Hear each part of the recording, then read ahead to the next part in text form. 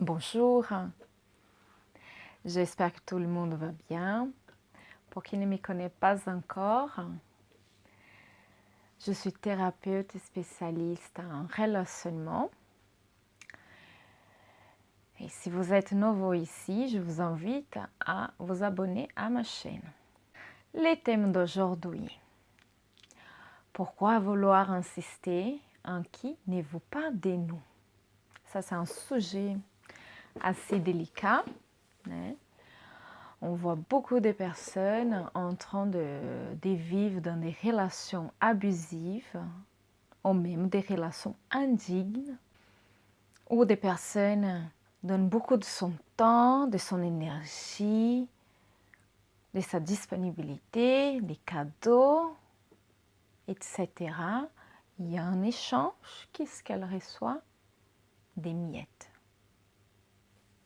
Uniquement des miettes. La personne ne se donne pas dans les mêmes dimensions.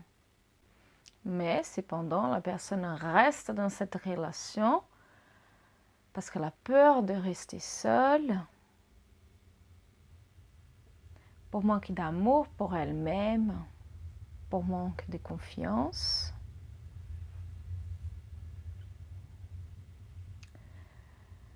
Pour avoir aussi peur de se mettre en avance, d'essayer de nouvelles choses.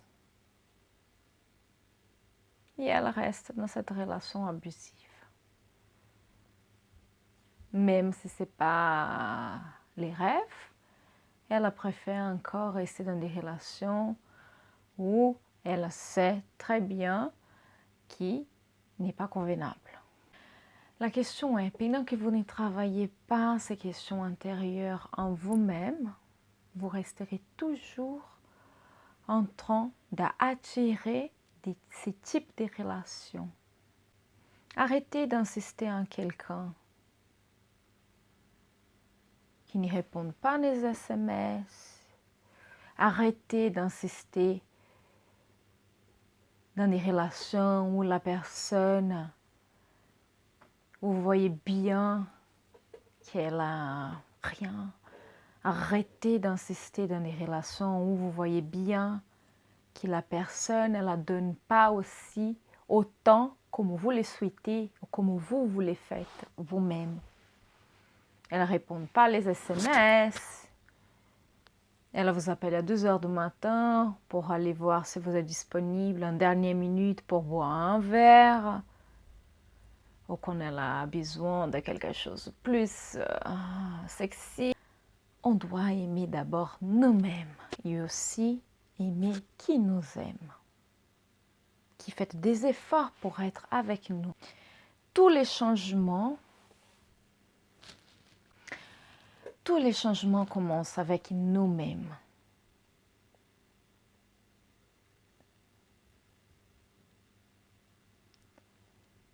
C'est assez souvent, tous les changements, ça commence avec nous-mêmes. Et cela ne concerne pas uniquement la sphère des relationnements. Dans l'univers du travail, aussi beaucoup de gens sont en train de rester dans des travails qui ne les convient pas du tout, dans des situations où ils ne sont pas du tout, qui ne sont pas du tout favorables uniquement par la peur d'oser l'inconnu, n'est-ce pas? L'amour fait qui est du bien et c'est qui est de la générosité. Écoutez, nous sommes positionnés où nous souhaitons. Aimer, c'est spontané, aimer, c'est naturel. Ça ne demande pas un milliard d'efforts. Aimer ne suffoque pas, aimer ne traumatise. On va réfléchir avant d'insister dans des portes fermées. Ces passions obsessionnelles cachent souvent des questions plus profondes dedans nous. Cela peut être de la peur de se relationner. Il n'effectue aucun changement réel dans votre vie. Travaillez l'estime de soi. travailler l'estime de soi-même. Si je n'aime pas moi, si je n'aime pas ce que je fais, comment je peux attendre à être respectée, aimée dans une relation saine et pas du tout dans une relation abusive?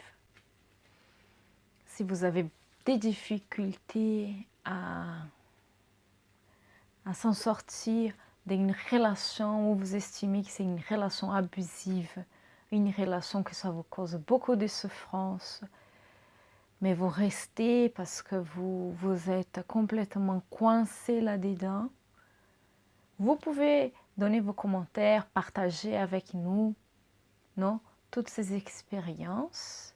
Et puis, si cette vidéo vous avait plu, n'hésitez pas à liker et à la partager avec des autres personnes qui aussi pourront les aider.